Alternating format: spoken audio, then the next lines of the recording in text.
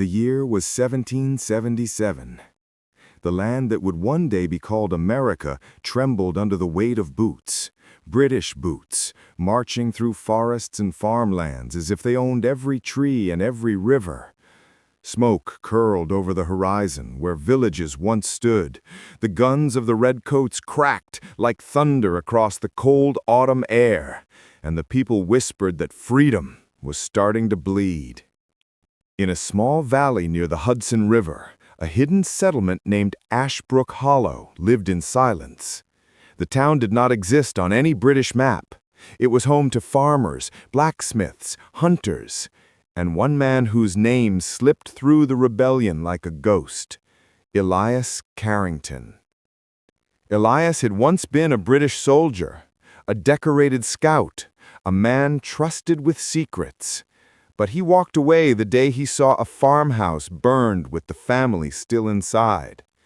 He left his uniform on the road and vowed never again to serve a crown that could scorch innocent lives. For the British, he became a traitor. For the rebels, he became a legend. And for Ashbrook Hollow, he became a lifeline. One rainy evening, Elias stood by the old wooden bridge, listening. The river swelled from the storm, and the wind carried the sound of gun wheels rolling. Redcoats, dozens, maybe more, moving toward the valley. Elias clenched his jaw. The town had only women, elders, and children left. Most of the fighters had joined Washington's army weeks ago. If the British discovered Ashbrook Hollow, they would torch it without hesitation. Then, through the rain, a familiar whistle cut the air. Henry Whitlock, a messenger boy no older than 14, stumbled through the trees. His clothes were soaked, his breath sharp and panicked. "Elias, they're coming. Major Blackthorne is leading them. He has orders to crush every hidden settlement helping the rebels." At the name Blackthorne, Elias's heart froze. Major Alistair Blackthorne, his former commander, the man who once trained him, trusted him, and then hunted him. Elias's hand slid to the axe on his belt. "How long do we have?" he asked. Henry swallowed hard. "Before sunrise." The storm thundered, the river roared, and Elias made a decision that would carve his name into the bones of history. He called the townspeople to the meeting hall, lamplight flickering, faces pale, fear rising from the floorboards like smoke. As the wind rattled the windows, Elias stepped forward. "The British will be here by dawn," he said, "led by Blackthorne." Gasps spread like ripples. "But we are not helpless," Elias continued. "We have the valley, we have the fog, and we have something they will never understand, our will to live free." He laid out a plan, a desperate one, a plan built on terrain, shadows, and the element of surprise. The elders listened, the mothers clutched their children, the young gathered what courage they had, and slowly, hope lit the room. As the storm raged outside, Ashbrook Hollow prepared for a battle no history book would ever record. Night deepened. Fog rolled in thick and heavy, blanketing the ground like ghostly armor. Elias moved through the dark woods, setting traps, marking trees, whispering instructions to every hidden pair of eyes waiting in silence. When the first torchlight glowed through the forest, Elias felt the past closing in. Blackthorne had come. The Redcoats marched single file along the narrow path, rifles gleaming in the firelight, boots sinking into the mud. Blackthorne rode at the front, his uniform immaculate, his expression cold as winter. He stopped. He looked into the woods. He spoke loudly, as if addressing the trees. "Elias Carrington, I know you're here." The forest held its breath. Blackthorn smirked. "You once served the crown with honor. Now you hide among cowards and traitors. Surrender yourself, and I will spare this settlement." Elias stepped out of the fog. The fires reflected in his eyes. The axe hung at his side.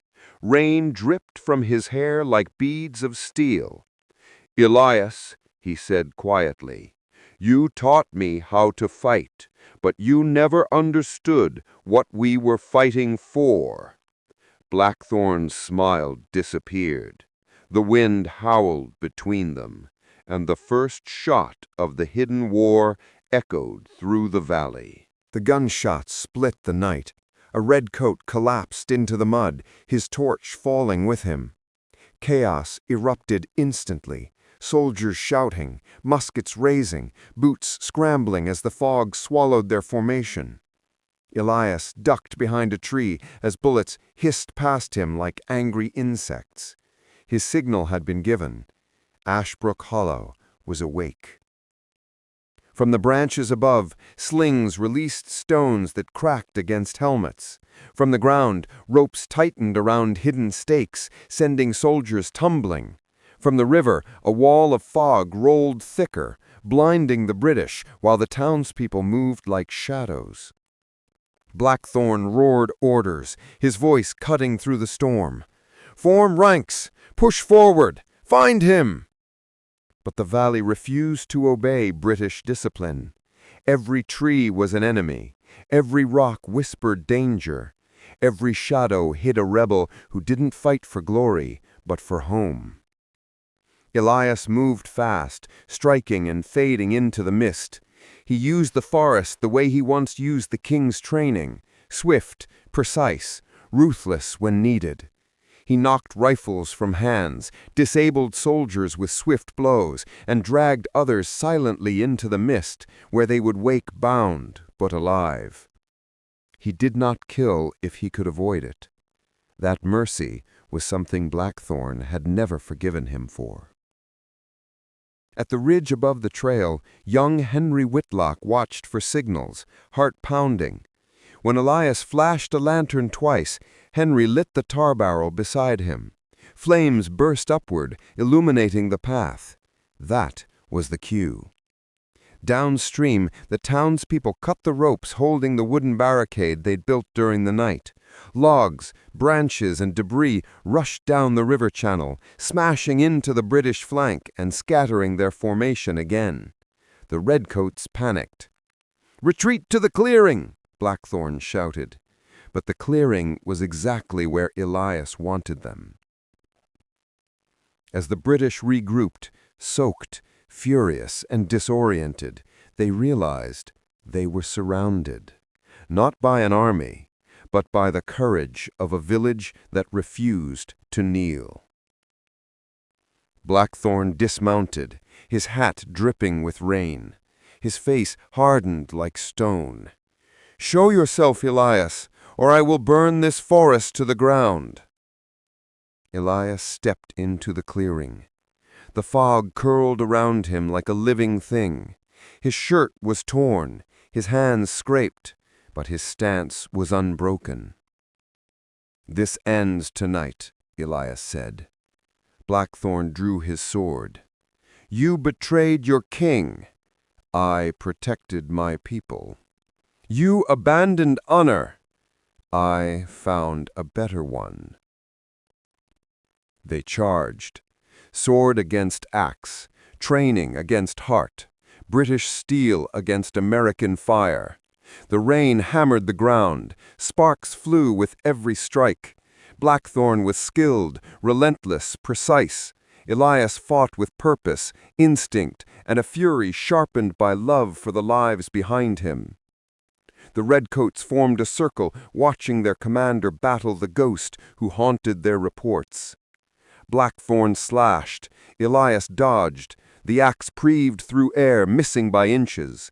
Rain blurred vision, mud sucked at their boots, their breaths came ragged and raw. Then Blackthorn's blade grazed Elias's shoulder. Pain flared. Elias stumbled.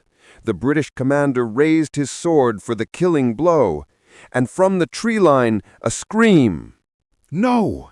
Henry!" The boy leaped forward, throwing a stone with all his strength. It struck Blackthorn's wrist, just enough to break his aim. Elias surged upward. His axe swung. Blackthorn's sword flew from his hand, landing in the mud with a sickening thud. Breathing heavily, Elias stood over him. Blackthorn stared up, rain streaking his face. "Finish it," he hissed.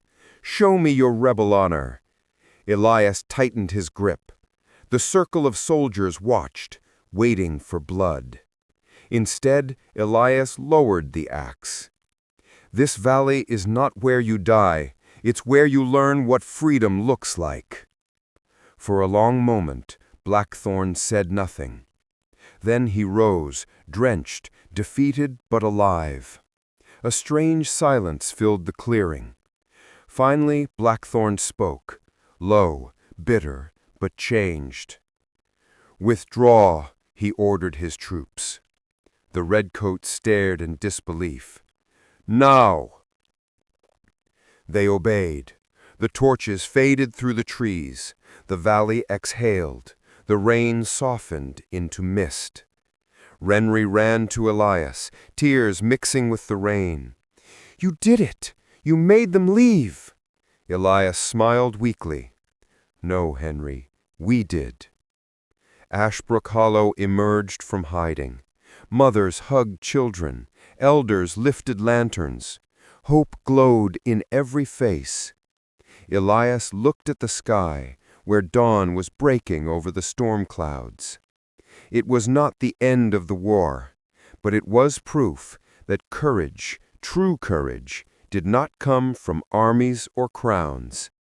It came from people willing to stand together, even in the darkest storm. And history would remember that British troops retreated from a valley that didn't even have a name. But the people who lived there would always remember the night Ashbrook Hollow won its freedom.